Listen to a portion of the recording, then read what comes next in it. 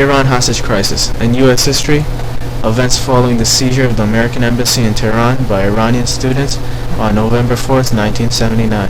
The overthrow of Mohammad Reza Shah of Iran by an Islamic revolutionary government earlier in the year had led to a steady deterioration in Iran-U.S. relations.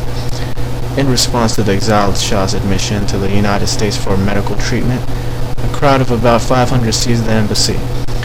Of the approximately 90 people inside the embassy, 52 remained in captivity until the end of the crisis. President Carter applied economic pressure by halting oil imports from Iran and freezing Iranian assets in the United States. At the same time, he began several diplomatic initiatives to free the hostages, all of which proved fruitless.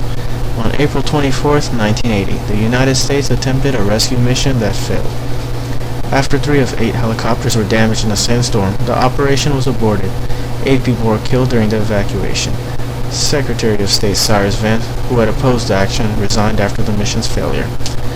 In 1980, the death of the Shah in Egypt and the invasion of Iran by Iraq made the Iranians more receptive to resolving the hostage crisis. In the United States, failure to resolve the crisis contributed to Ronald Reagan's defeat of Carter in the presidential election. After the election, with the assistance of Algerian intermediates, successful negotiations began.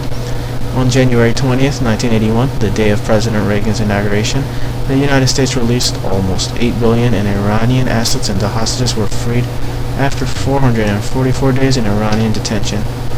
The agreement gave Iran immunity from lawsuits arising from the incident. In 2000, former hostages and their survivors sued Iran under the 1996 Anti-Terrorism Act, which permits U.S. citizens to sue foreign governments in cases of state-sponsored terrorism.